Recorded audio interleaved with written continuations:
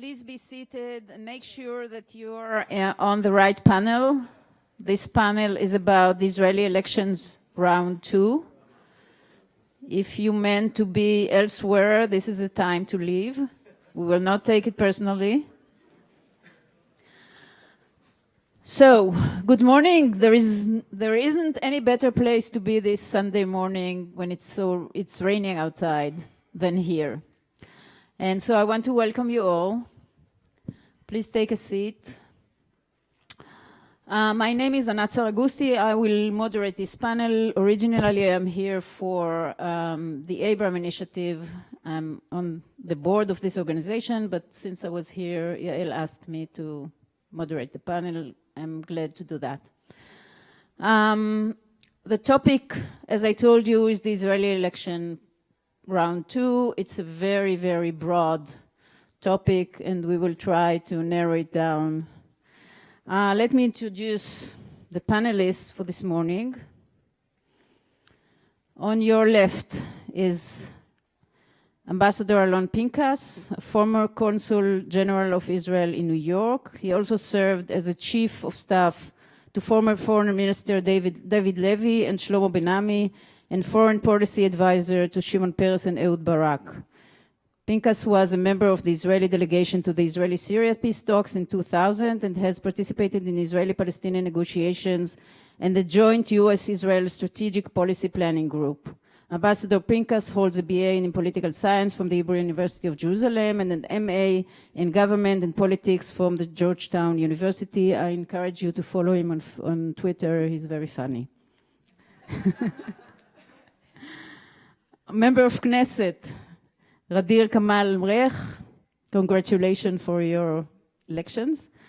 Is a member of the Blue and White Party and the first Druze woman, applause, to serve in the Knesset. Before entering politics, Kamal-Mreeh was a journalist hosting a daily newscast in Arabic for the Israeli Broadcasting Corporation.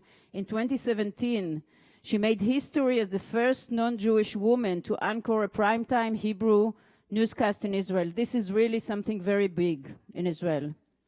Not trivial at all. Wow. Oh, you gained so many points now. Go Nationals, yeah?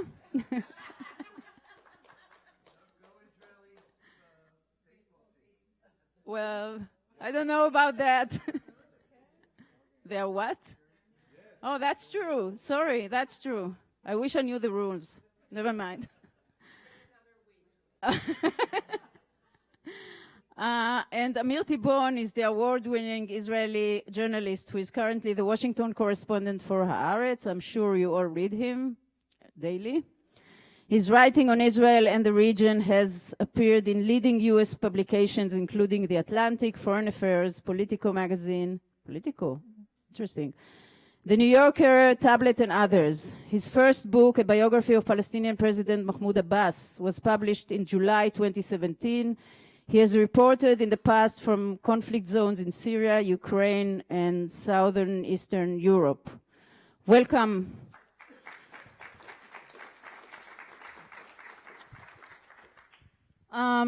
On Wednesday evening, Benny Gantz, I'm sure you all heard this name and managed to practice it, a new player in the Israeli political scene, got the key to try to form a government. In the best case scenario, he will need a majority out of the 120 members of Knesset, meaning at least 61 votes. I will not get into the political system in Israel. It's a little bit complicated, not as here. If he fails, we may face another round of elections. It's in the air. Gantz already called all heads of lists to schedule meetings, and I think he's meeting them as we speak.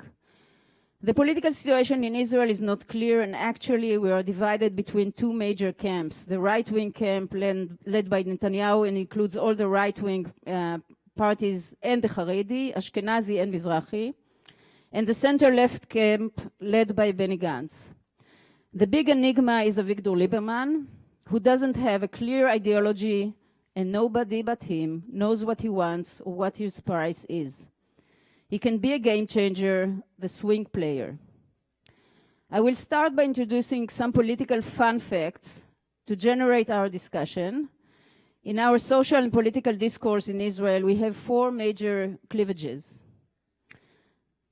The first is between Jews and Arabs, which reflect the tension between the Jewish and the democratic state and values, and of course the nation-state law declaring that the state of Israel is a Jewish state and practically making all non-Jews citizens second class is an excellent way to strengthen the Jewish component over the democratic one.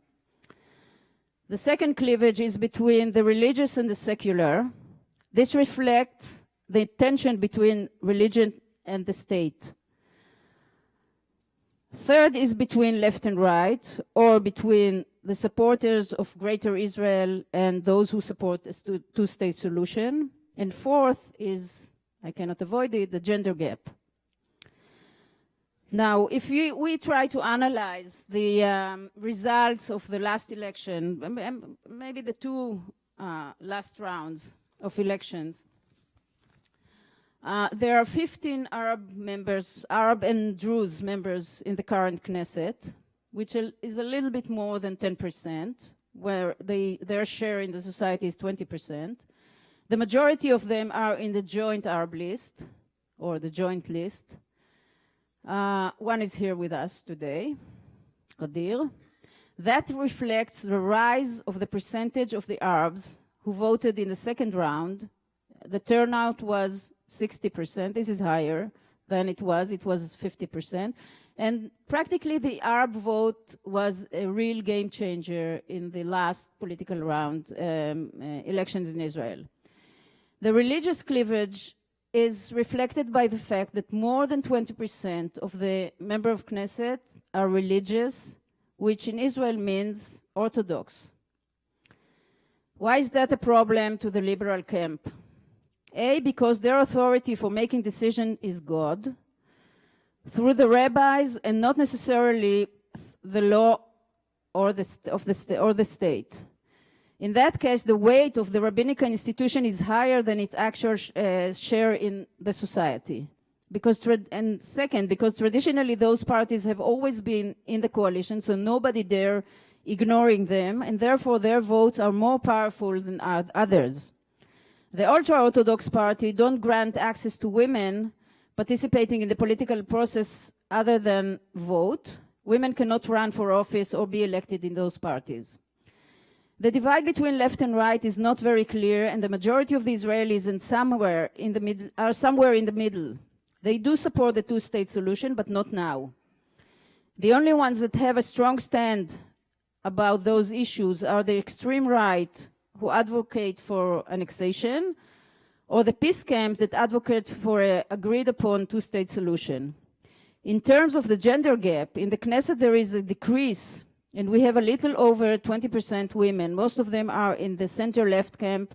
Almost all of them are not high in their lists. Half of the Knesset members, 49, are new. This is their first term, and they are not familiar with the system yet. And one last fact, 10% are ex-generals. They spent most of their professional years in uniforms, in a very hierarchical organization, give or receive orders. Most of them never took a sick child to the doctor, or went to the grocery store to buy milk, or even went on a public transportation. Let's say that the context that both last elections campaign were divisive, populists, had tons of incitement speak and racism, all reflected very powerfully in the social media, but also in the mainstream institutional media. And we all desperately need to heal. I guess you too, as a society. So, Gadeer, I'll start with you. You play the two fields. And you can give a perspective from both sides about the media and the incitement of the media. So can you elaborate on that? Yes, good morning, everybody. Anat, thank you. Thank you, JSuite, for inviting me today. It's my honor to be here today with you. I'm here as a politician, but also as a former anchor woman, as a former broadcaster. I worked in IBA, in Israeli Broadcasting Authority. I worked in IPBC, in Israeli Public Broadcasting Corporation. And I understand the powerful connection between media and politics. And this is bilateral connection. It means media affects politics and politics affect media. And it's especially true in Israel in this complicated democracy with the complicated security situation. People are so stressed. People are connected 24/7 to news. We, the simple citizen, get pushed every 2 minutes and want to know what is happening in the northern and in the southern border because there are always enemies. So this connection is so strong. When we are talking about this connection, in general, we must define communication. So we have the traditional, the classic communication, the radio station, TV outlets, the newspapers, and we have the new media with all the social media. And Benjamin Netanyahu understood that. He studied communication. He studied how to stand in front of a camera, how to give a speech, and he understood two things. He understood that the power of the traditional media will be declined, and he understood that there is a new actor in this field, the social media, and he knew that he could control it with short messages, without any mediator. He don't need to go to see which editor is going to be hired or to talk to journalists. He could manage this field much more easily. He will be in control. So he decided to abandon the classic media. He didn't give even an interview for 3 years to a major or a news outlet in Israel. He decided to go with all the power, to put all the pressure on the new media, and he started his campaign, actually 2 campaigns last year. He worked with young people, even his new media advisor, 27 years old, Topaz. He knew that all the young people are there. It is something that he could control. It is something that will strengthen his base. And he started to work there. And we saw a campaign full of racism. He attacked Arab minority, but actually everybody or person or office stood in front of his way in order to win the election, even though the general attorney, the police, everybody. And sometimes it took me, not just as a politician now, or even as a citizen or a minority, sometimes it took me 2 minutes to understand or to believe that these are statements that I am hearing from my prime minister. He blamed that Arab community or Arab minority is going to steal the election even before we had election. He wanted to legislate a law in order to put cameras in the polling station, and we know that the main purpose was just to create chaos and in order to reduce the percentage of people who go out and vote. And he said that Arab are going or want to destroy Israel, all of us, women, men, and children. And you know, it took me minutes to understand what I am hearing. And the fact that he abandoned the media, the classic media, and went with all the power to new media, for me it was a failure. You know, as a prime minister, he wants to be considered as Mr. Media, Mr. Charisma, Mr. Communication, Mr. Security, and you cannot run away from the hard questions. You cannot abandon the classic media. You mustn't do that because you have responsibility. Well, he succeeded very well. I mean, he talks responsible. above the journalists' Yes. heads, and he succeeds. Yes, but in his position, there is a responsibility for your citizens. You have to give answers and to explain what is going on in your country. And in my party, we understood or we appreciated the power of both fields, the classic media and the new media. We opened pages and started from zero. So in general, I can tell you that this connection is very strong. I visited 2 days ago a museum here in Washington, and it is amazing to see this power connection and how it could shape not just politics, it even could shape wars. And I can tell you, when I was 12 years ago, I called a manager of a local media outlet in my village, and I told them I want to volunteer, I want to work here, because I knew since very young age the power of these small screens of shaping reality. As an anchor woman, I can tell you that the fact that you decide which items are going to be tonight broadcasted, which item is going to be the open item, who you are going to interview, in which way, how long, which questions you are going to ask. This is huge power. You decide what is important and what is not, and how it is important, in which way. And we saw what happened in the Middle East, or the new Middle East, after the Arab Spring. Even Syria, this dictatorship and closed country, was exposed to the whole world. Even in the new media era, any simple citizen with a simple smartphone could send photos and transmit it to the whole world with no any mediator, with no any editor or journalist, and expose the reality as is from his eyes in an objective way. So it's very important. This may be increasing democracy. Everybody could do that. I mean, there is equality among all the people. Yes, so when we go back to the classic media, it means that the credibility should be so high, especially in the new era media, when any citizen could be a journalist. But let me ask you something. The rhetoric in these social media, especially coming from the Prime Minister's office, is very insightful and racist.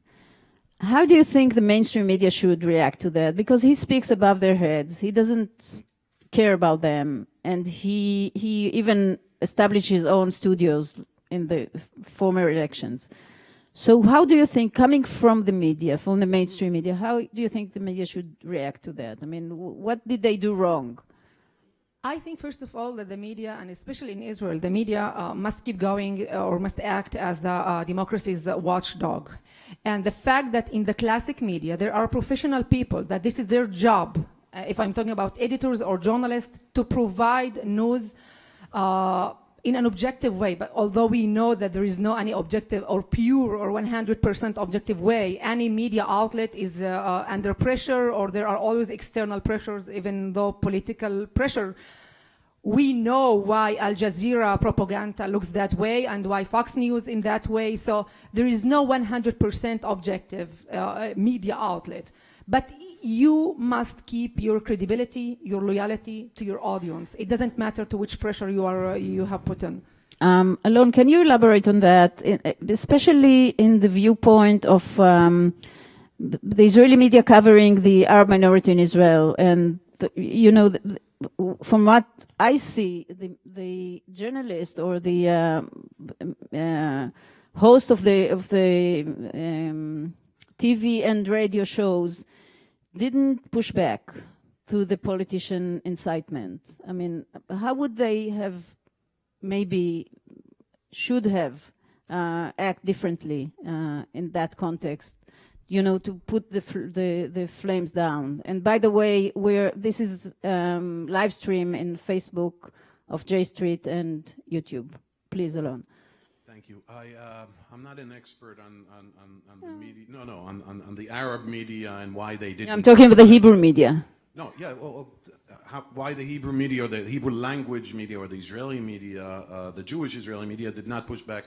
And look, it has to do with the variety of things. They're impoverished. Newspapers close, and television stations are owned by private, sometimes politically motivated, as is the case in this country to a degree. And there's also a Stockholm syndrome relationship between the Israeli media and Mr. Netanyahu. I happen to somewhat disagree with this enchantment that people have with his media skills. For someone who's supposedly so versed, so skillful, and so experienced and seasoned in media, sure as hell not a lot of people believe anything he says. Not in Israel, not in the world. And his magical media capabilities work on his base, much like Trump's. But he preceded Trump in that respect. What he also managed to do is to create a very charged, somewhat racist, somewhat insightful with a C, not with an S, lest someone didn't understand where I'm coming from. A somewhat insightful discourse in Israel, and he's been doing it for 10 years. Now, we're all lamenting the media treatment of him and his onslaught on the media. But let's remember two things. His first term from 96 to 99 was traumatic for him in terms of how the media treated him. He blamed the media for essentially losing the 1999 election to Ehud Barak, tomorrow night's speaker. And he believed to a large extent that it's part of a grand scheme of the old elites, the legal elite, the academic elite that discriminated against his father, the Ashkenazi laborite elite, and of course the media. And he learned his lesson, and he nurtured a relationship with one Sheldon Adelson, who then gave him the grandest of political gifts, his own newspaper. And then he convinced some people to buy a stake in what was then Channel 10, Ronald Lauder, etc. And then he convinced people to buy into Channel 2. And then he went into this tug of war with the Yediot Ahronot, the highest circulation daily, which is now part of the legal indictment that he may be facing. And last night's news in Israel was all about the release of tapes, him talking to the publisher of Yediot Ahronot. Now, but that's a background. Now, in 30 seconds or less, I'll try and answer your question.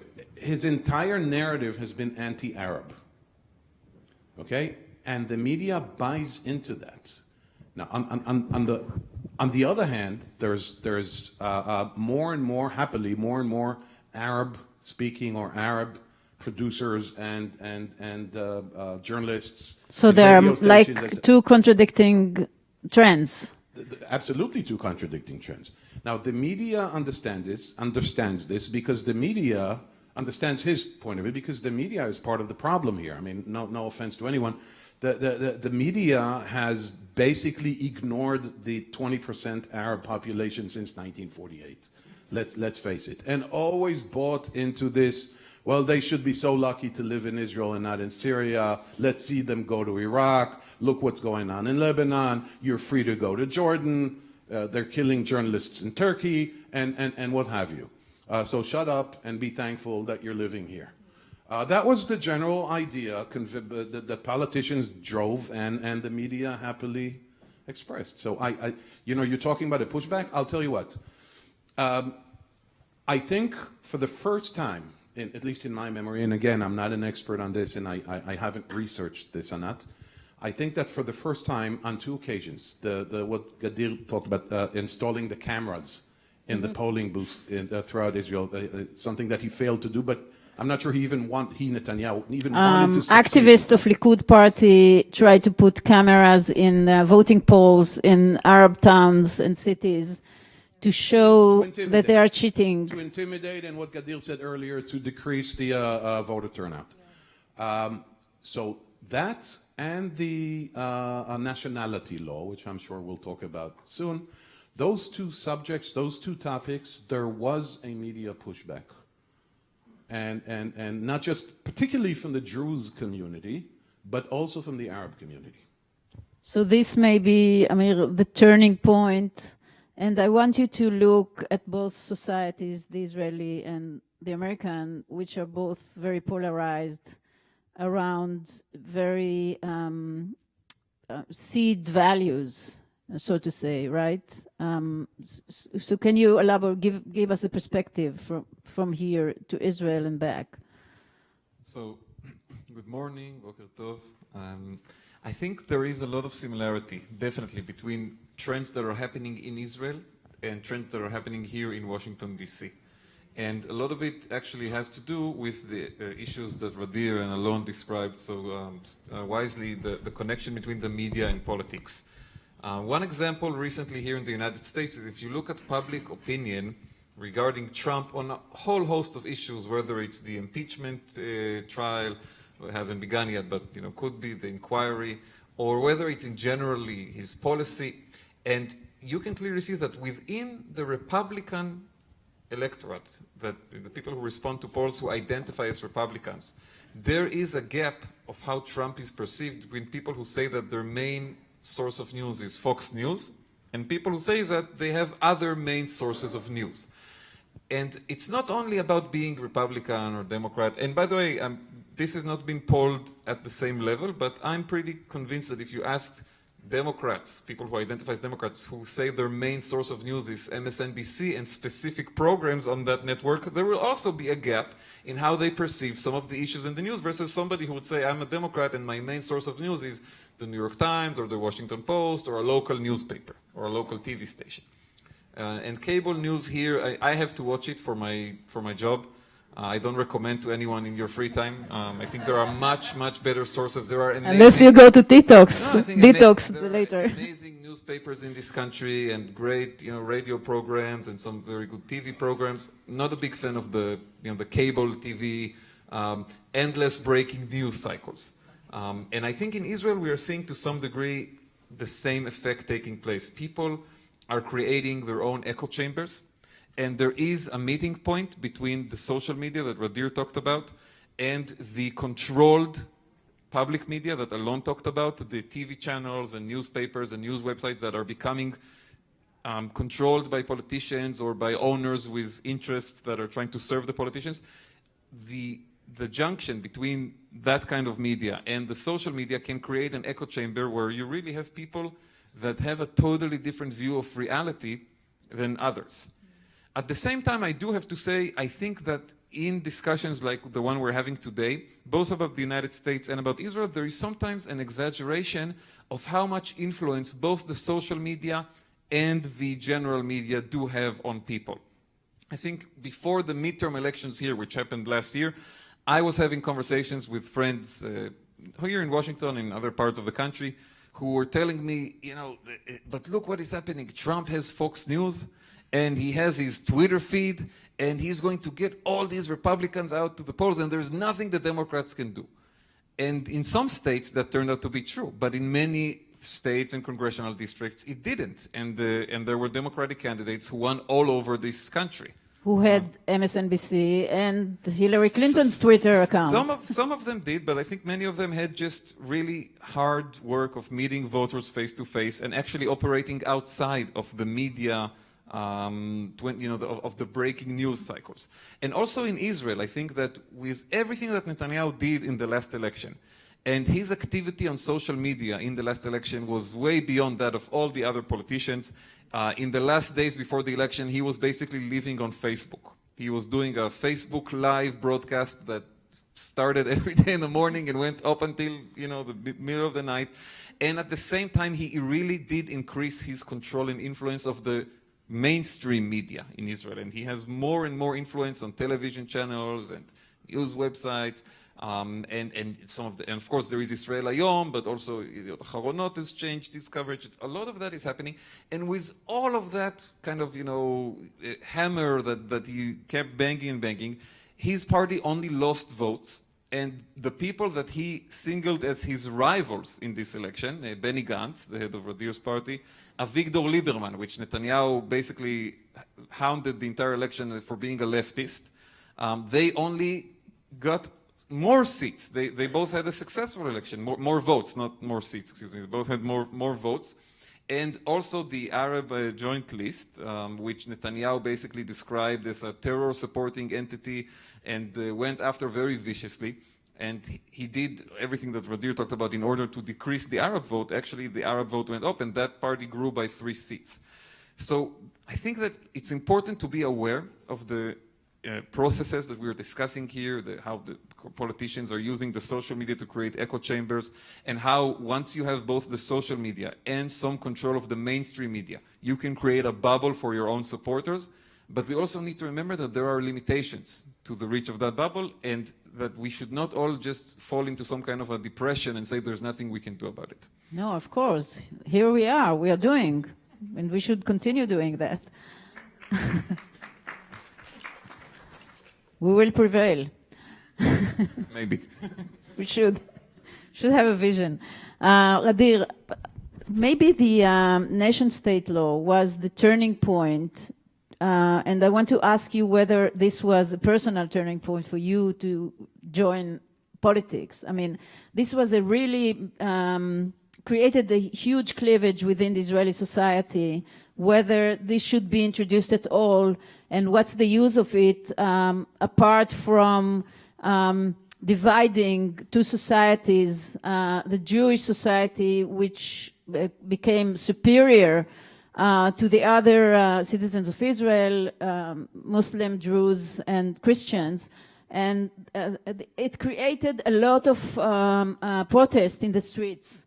And the Druze community were the first to go out and speak about it very powerfully. I think that we have to Just understand. I'll let you know, sorry, the Jewish community in Israel is about 140,000 people. It's a small community. 1.6%, yes. In order to understand how we got the nation-state law, which was the symptom, I think, we need to look in a macro perspective. Israel is heading toward a scary future, is heading in the wrong direction of being an illiberal democracy, a democracy in which the judiciary system and the rule of law is a meaningless rubber stamp, system in which the government could act in any way it wants to act without any checks and balances, with no rigid laws that protect minorities and equality. And this is, history taught us that with that happen, nothing could stop the tyranny of majority. And Israel is a garrison state. It is a militaristic society in which security is the most important issue. Huge amounts, or even the highest... State security, not personal security. Yes. And distinction is important. yes, a huge amount of the budgets goes to army in order to maintain the capability, the military capability and the supremacy in the Middle East. And people understand always that there is an enemy. One day it could be Hamas, the other day Hezbollah or Iran regime. And the fact that there are always fear, it requires the leaders to spread fear always, that there's always enemy that want to destroy us. And it's very sensitive to the Jewish people who knows what is Holocaust. And all the optimism that we had in the 19s, it was replaced by pessimism, by fear after the terror attacks. And it caused Israel to shift to the right. And today we can say, even when we look to the foreign policy, Israel is much closer to the Eastern European club. We can see we can connect it to the rise of Trump, to the Brexit, to the nationalist parties in France, Italy, or even Germany, to the nationalist governments in Poland, in Hungary. And we are connected more and more to countries that feel that democracy doesn't benefit them anymore, that prefer nationalist ideas or values than democratic values. And I don't know if it is good for Israel. It's not good for Israel's image to belong to this club. And the fact that the nation-state law come, I think that this was the symptom of a global phenomena of preferring nationalist idea than the democratic ideas. And we got this law that the Knesset passed last summer. And it was, I belong to the Jewish community. We are the most loyal minority in Israel. We serve in army in the highest percentage, which is 82%. It is even higher than the one in the Jewish community. And what we got? We felt that it was like a stab in the back. We felt that the country betraying us. We felt that we proved our loyalty to the country. And now it is the turn of the country to prove its loyalty to us. And the supporters of the law said that the purpose is to ensure that Israel is the historic homeland of the Jewish people. And this is, we know that this is not true, They said that this is a symbolic law with no any practical implication. Benjamin Netanyahu said that this is an answer for being attacked by NGOs, by BDS, by the left, by Arab minority, and that the equality is determined by other basic laws like human dignity and liberty. And the most dangerous thing was when I heard Alon, as you said, be grateful of being born in Israel as a minority. You could be born in Syria and be killed. Look what is happening there. Excuse me? It was so hard for me. When I covered as an anchor woman from Kikar Rabin, the rally in August, I covered and I almost cried. I felt... This was the big demonstration of the Druze in Rabin Square in Tel Aviv against the nation state law. Yes, there was 100,000 people in Kikar Rabin. And we said equality. This is what we need, equality. This is a basic need for any democracy. And this is the purpose. That's why I'm here. You know that equality is not part of the Israeli law. Yeah, it was in the Israel Declaration of Independence, which this is what I want to fix. Israel as a nation must provide equal civil rights to all its citizens, irrespective of religion, race, or sex. And this is what I want to do. At the first clause, to add the word equality, because I said I have no problem with what was written in the law. I don't have problem with the flag nor with the anthem Hatikva. I am loyal to this country. I belong to this country. I am an integral part of this country. I am protecting this country. In the fourth clause, they decided to demote my mother tongue language, Arabic, to a special status. By the way, nobody could explain what is a special status. It should be a formal, an official language, the Arabic, alongside Hebrew, because Arabic as a language, it doesn't risk Hebrew, which is keep going and developing itself. And in the seventh clause, it was written that the nation or the states will promote the settlements, the Jewish settlements. And I can tell you, I live in Daliat al-Carmel. In my village, we are suffering from a shortage of land. The comprehensive urban plans were not extended for decades. So, okay, no problem. You can work and develop settlements. Okay, there is limitation. But you need also to solve my problem. You need to develop infrastructure and building for the whole citizens. And you know, this is basic need, equality. Thank you. Alon, yeah. It's amazing to think that equality, which is essential value in democracy, doesn't exist in the Israeli basic laws, which is eventually will make our constitution. We don't have a constitution. So, Alon, you were part of the Israeli delegation to the Israeli-Syrian talks and the Israeli-Palestinian talks. Very successful ones, yes. Exactly. This was my question. I mean, not the fail in the talks, but how far are we? I mean, 20 years have passed, right? And it seems like, you know, a generation of nothingness.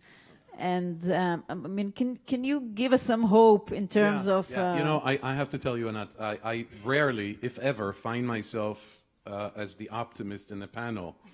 But after listening to my good friend Gadeer, I have to sprinkle a little bit of optimism here, okay?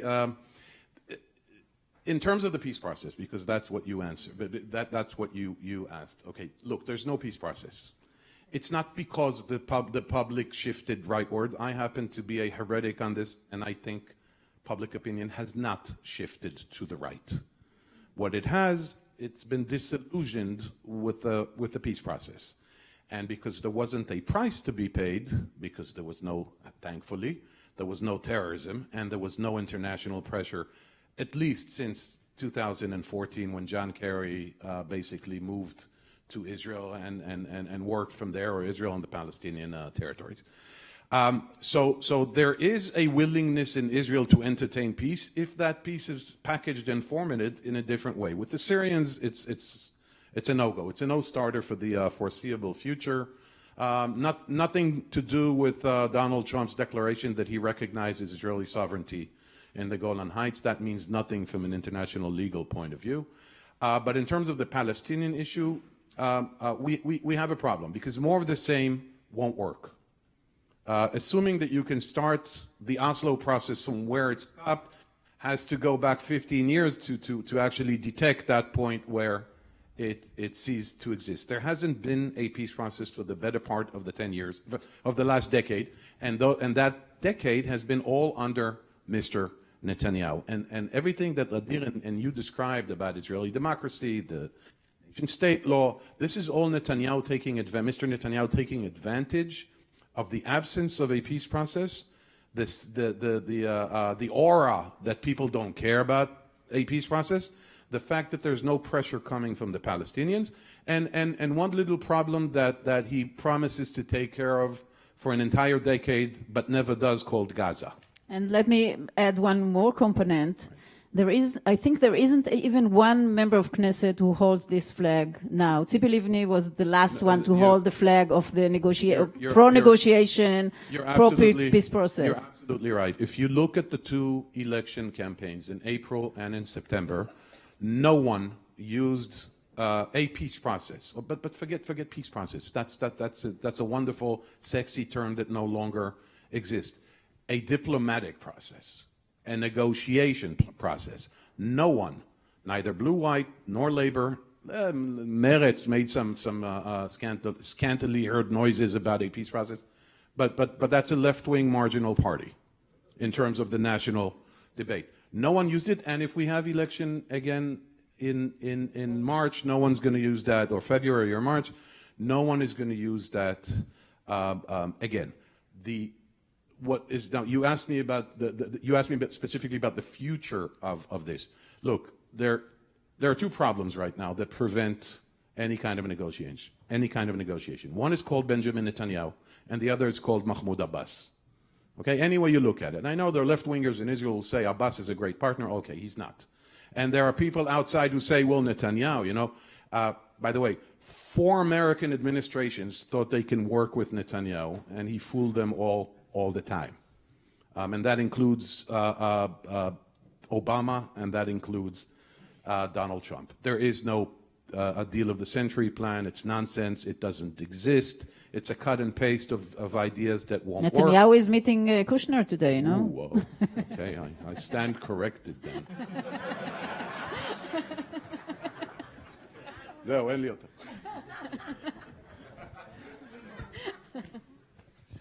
I'm done. He's meaning him. I don't want to say anything that would undermine. As a prime minister in transition. Anything I can. לא, זהו, גמרתי, באמת. באמת. Amir, Haaretz newspaper is forcefully pushing forward this, the conflict, or the coverage of the conflict, as opposed to the other media in Israel, which completely ignores and make the majority of the people in Israel think that the occupation is over, and we no longer have to deal with that. I mean, how challenging is that for you, to push that topic into the public opinion in Israel, or the target audience in Israel, or are you writing to another target audience here in English?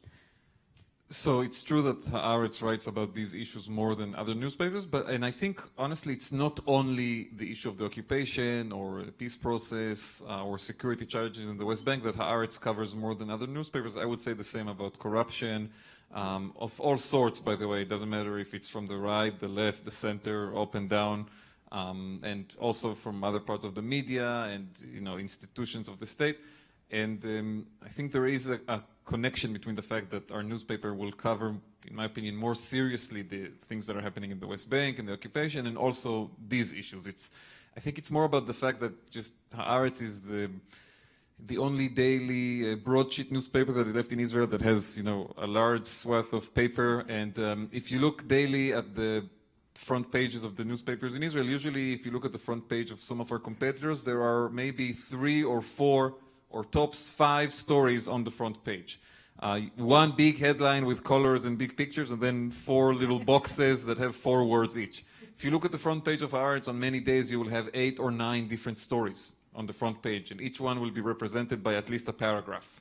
And that gives you the ability to write. And of course, there is also an ideological issue here, that Haaretz has taken the role of trying to be somewhat of a paper of record and putting stories into the record, even ones that are not the most popular, not generating the most attention.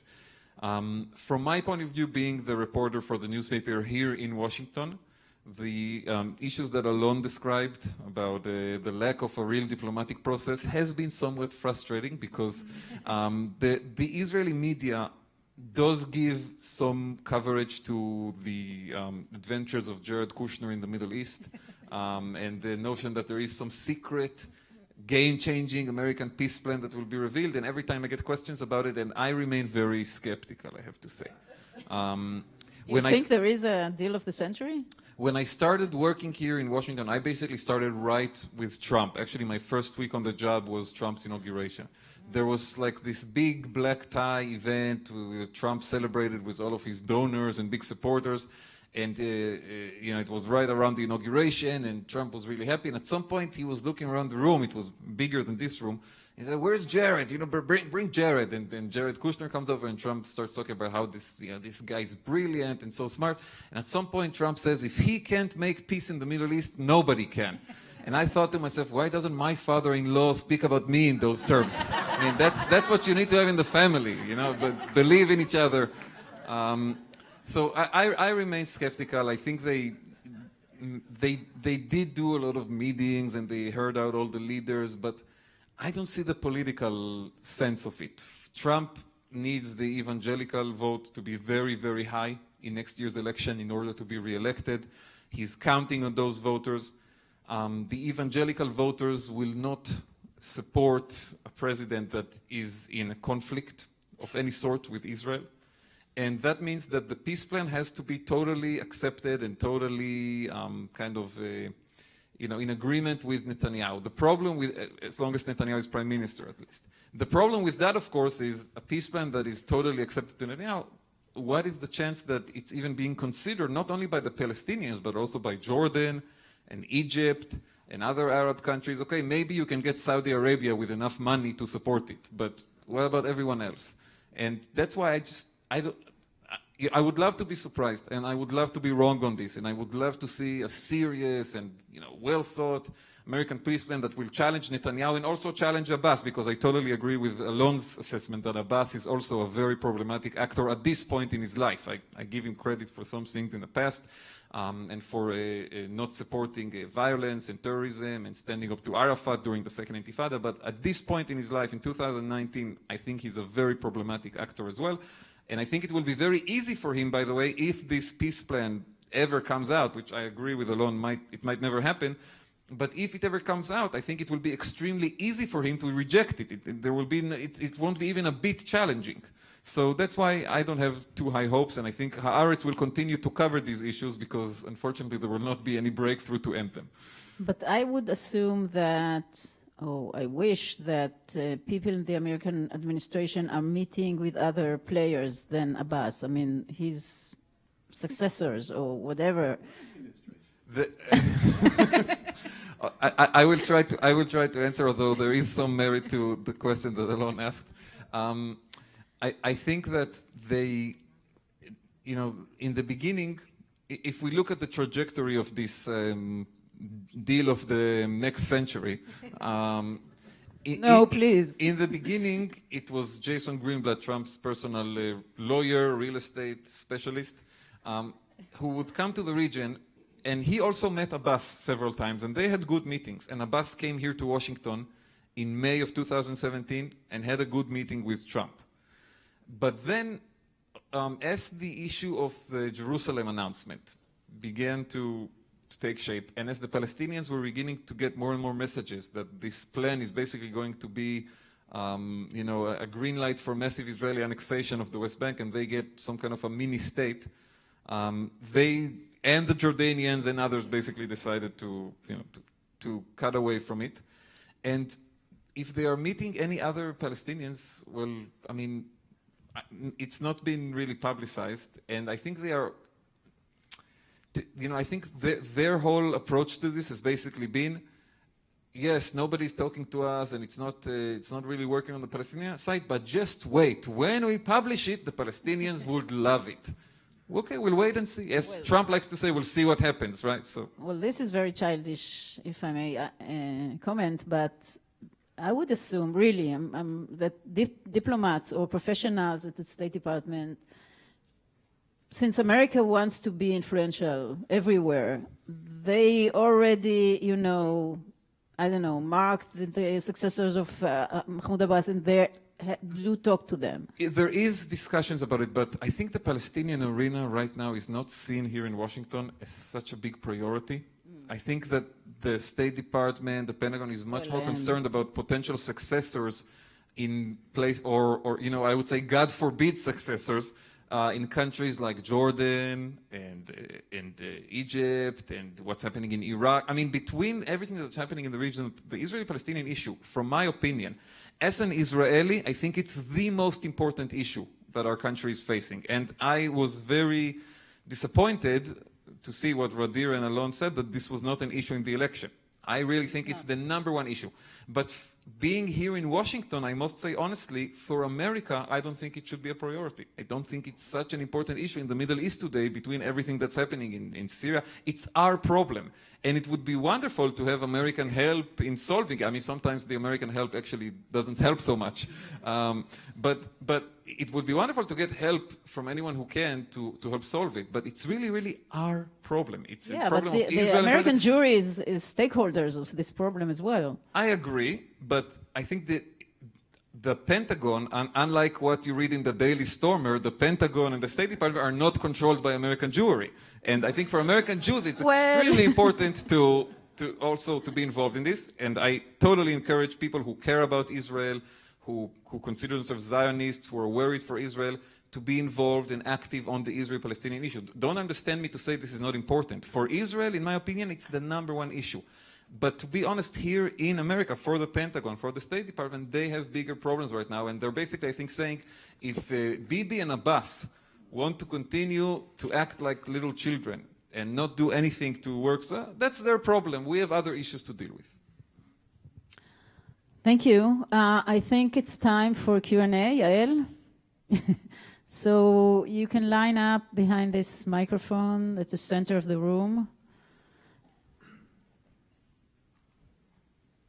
And if you can please say who you are and where you're from. David de Groot from Charlotte, North Carolina, despite what you might think. My question is about the nation-state law and its impact. So what I saw in the media at the time, as well as the mass demonstration, was most of the focus was on, or if not all the focus, was on how unfair it was to the Druze minority. And because, as Gadeer said, they serve in the army, they're loyal to the state, etc. I saw very little, if any, feedback or opposition in the media to how it affected the vast majority of the 20% Arab minority. And that didn't come up in this discussion either. It was all about the Druze, but no one's talking about how it affected Muslims, you know, the vast majority of whom vote for the joint list. I was wondering why that is not part of the discussion. Thank you. Thank you for this.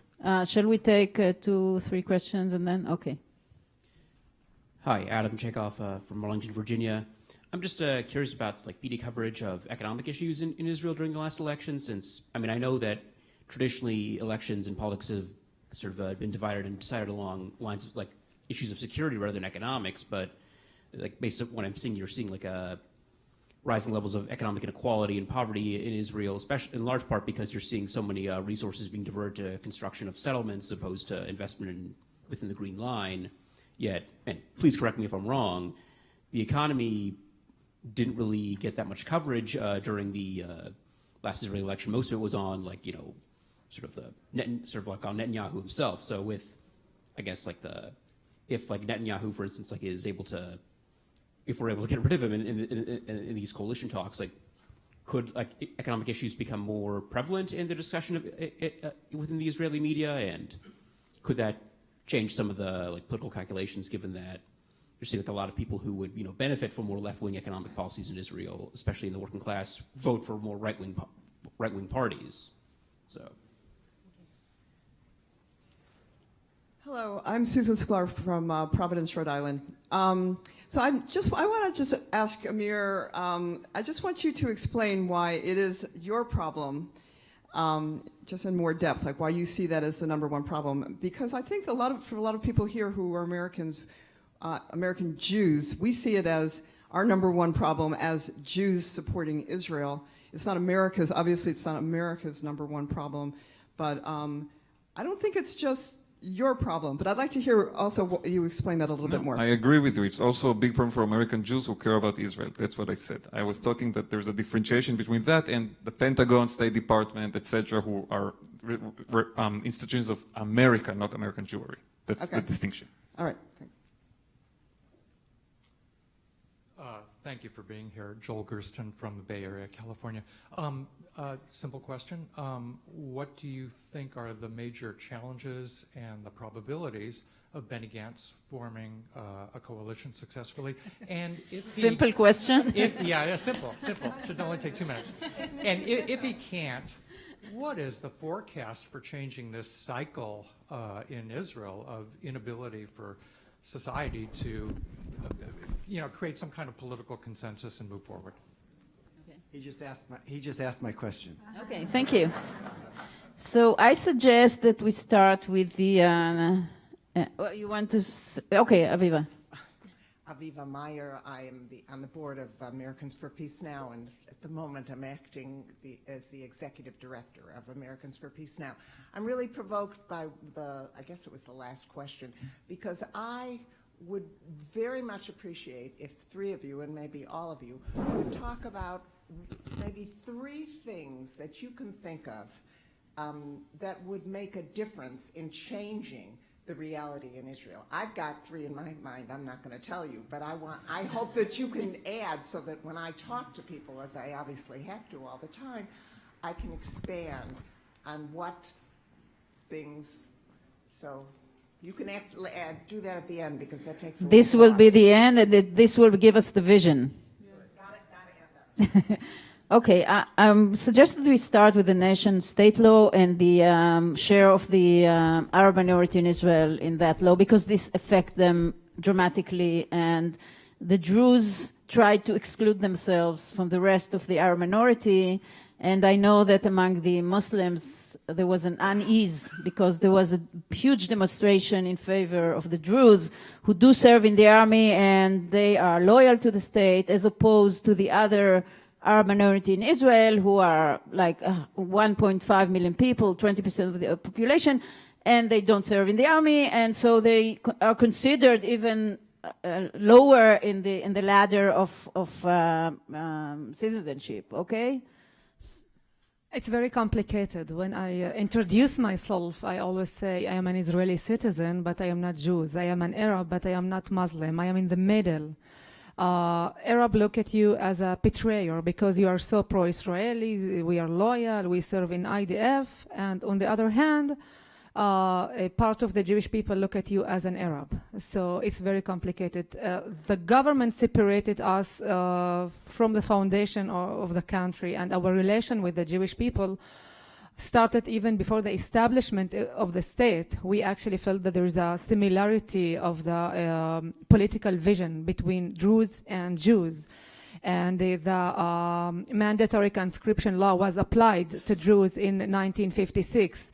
And today we are very well integrated in all aspects. The question is whether you should embrace this trend of the government to separate you from the rest of the Arab because it serves your own interest, or you should use your power or the power that you gain to benefit all the Arabs. As I said, is very complicated. The fact that we serve in army, it put you in a position where you are already separate yourself. And although we share the same language, Arabic, we have the same culture, we have lots of common things together, all the traditional, our life is so similar to the Arab life. But the political vision is so different. We don't have any territorial aspiration or any national aspiration. We do not believe that one day we will have our own state, a Druze state. That's why these are huge differences when we come to define ourselves or to understand the differences between Druze and Arab. So let me ask you a tough question. Would you be satisfied if the law is corrected in a way that it will include the Druze but leave the rest of the Arabs outside? No, I want to achieve equality for all Israeli citizens. I think that this is a basic and important need in any democracy. I already submitted an amendment to the nation-state law in the Knesset, and I don't want a separate law for us as a Jews, because it's a problematic situation. We are talking about racism. How can I look to my children in their eyes and tell them that I was also there and I helped to divide the citizens and to separate them and to categorize the citizen? This is what the law does for us. It separated us to A class and B class, to Jews and non-Jews. So I must achieve equality for all Israeli citizens. This is the basic need in any democracy. Because this was not the climate among some of the Jewish leaders. You know, they felt very comfortable, embraced by Prime Minister Netanyahu. And I don't agree with that. I think that this is wrong for our image as a Jews, as a community. It's wrong for the future, for our position in Israel as a minority. We must understand that Israel is a heterogeneous culture and a heterogeneous society, and we must understand that it is a power. We can use it in a way that it will enriches us, enriches the way that we can deal with the problem.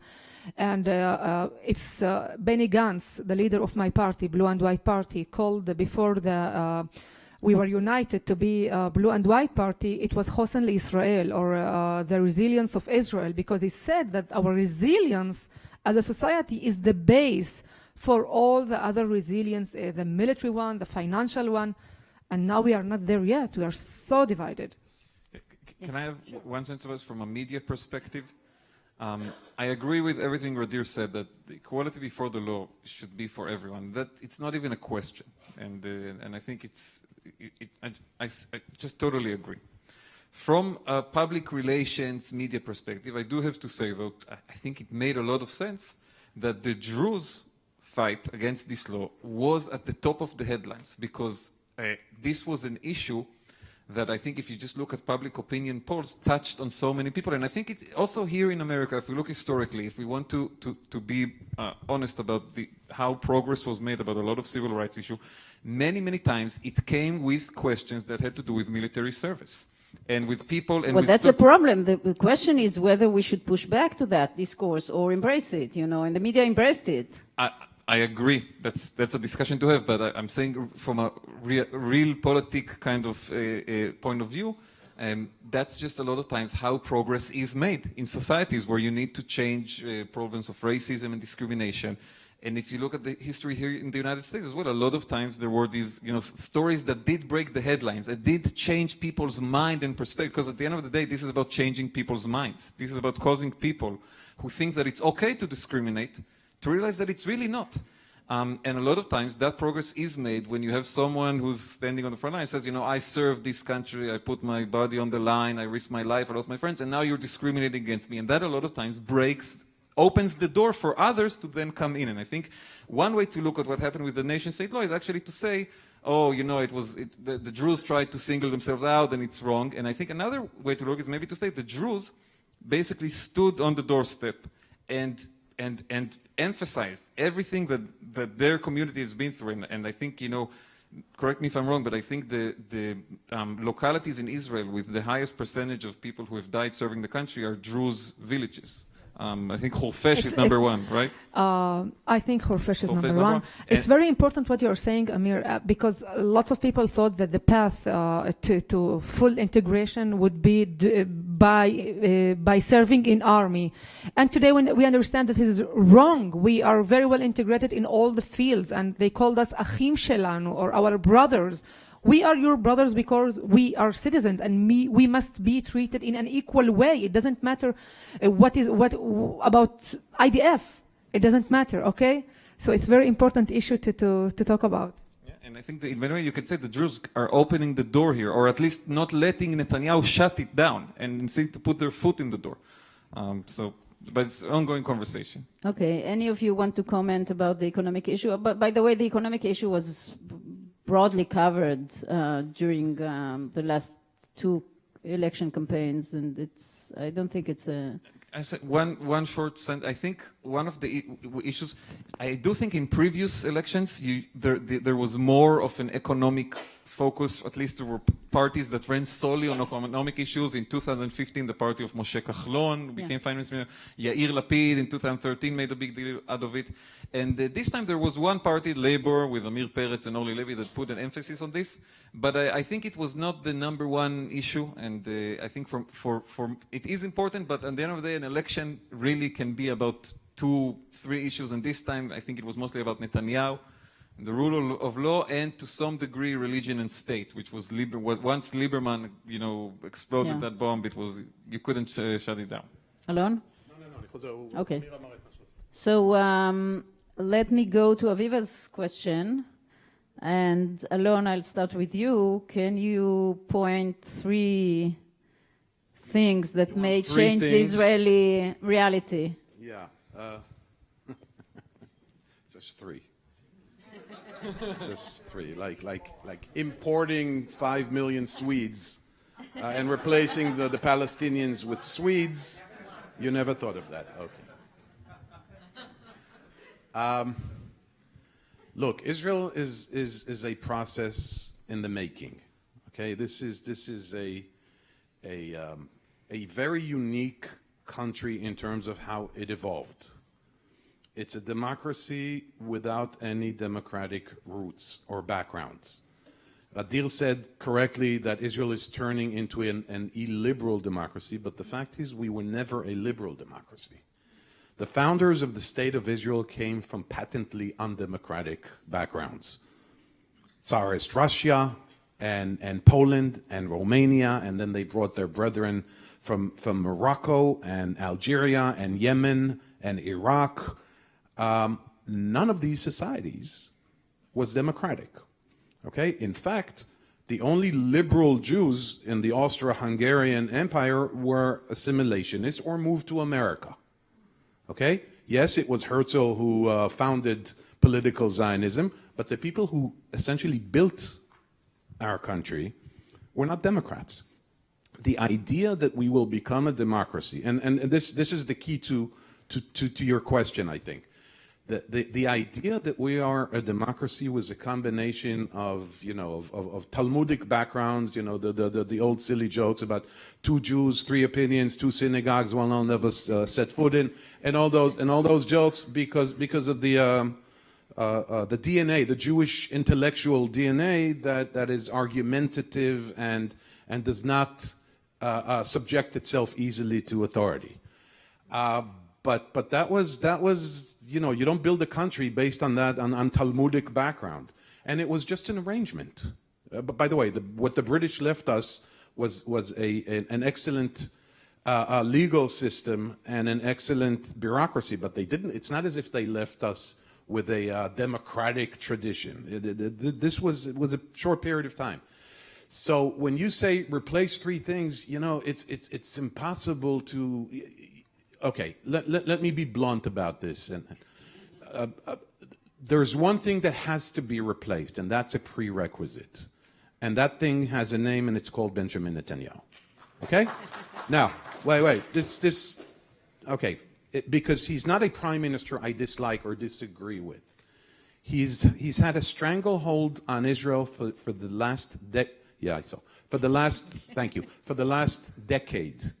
And not to use, expletives, or maybe later, but he's set Israel back in terms of the supremacy of the law, the independence of the judiciary, the political system, the media, which is where we began this discussion. So any intelligent answer to your question about what needs to change has to begin with him. It's not fixable overnight, but it needs to start somewhere. Okay, we have 5 minutes, so be short. Okay, so 3 things. At first, democracy. Israel could be a Jewish and a democratic state at the same way. I believe in that. And when I'm talking about democracy is not just the rule of the people. It is the rule of the law. And we must understand that this is very important issue, especially because of the fact that we have unicameral parliament. It means when we have extreme right government, it could be very dangerous for us. The second thing is social resilience. As I said, we are so divided and separated, and to left and right, to Arab and Jews, to Mizrahi, Ashkenazi people, and this is a very dangerous situation for us. So we must be united. We must stop the rhetoric of we and them to all of us as Israeli citizens, and then we can thrive and succeed as a state in all the other fields. And the third thing is that I hope that we will form the government, the blue and white, and we need brave leaders to make tough decisions in order to go out, because right now it's look like a standstill. Nothing is happening, no direct negotiations, and just this is the way for solving this conflict. Thank you. Amir? I agree with Gadeer. I will, my biggest dream, honestly, and this will get everyone angry at me, is, to have everyone in this room make Aliyah and add some voters to the voting roll. But absent of that, I think, and I really like Aviva's question, because I think it's a question about doing something and being active and positive, and I think we need more of that in general. And you can take it in many directions, but it's just better to try to do than to only complain and get depressed about it. I will say, again, and this is a very personal opinion, because anyone can offer their priorities. When I looked at my country, Israel, at my society, and I try to think, three things that I would start, first of all, with relations between Jews and Arabs in Israel, and also Israelis, Jewish or not Jewish, and Palestinians. On the human level, on the people-to-people level, I think that is really missing. And so much of the hostility and the suspicion and the disbelief in any prospect of a better future starts from that, from a lack of contact between people and identification and understanding. I think that is one big priority. I also think there are really interesting things happening in Israel in the field of religion and state, a lot of them on the local level. And the reform and conservative movements, the non-Orthodox Jewish movements, are growing in Israel and are getting more support, and more people are identifying with them. And I think that is another trend that can be encouraged and can have a positive impact in Israeli society. I think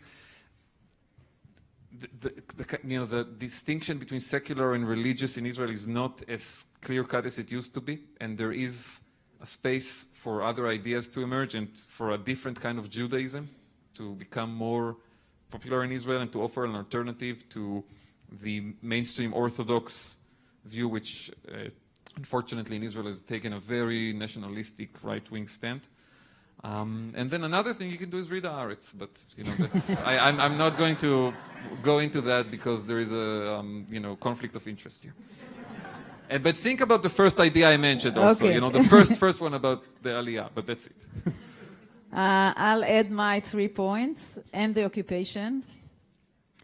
Shared society with the Arabs, I think this is a key for our resilience as a society. This is the only key for our future in Israel.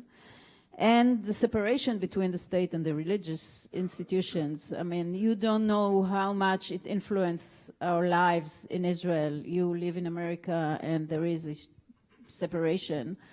But in Israel, especially in the gender issue, we are subject to so many discrimination because of the rule of the religious institution in Israel. So I think this would be very high on my priority list. So I think we've come to an end. I'm sorry, we cannot take any more questions.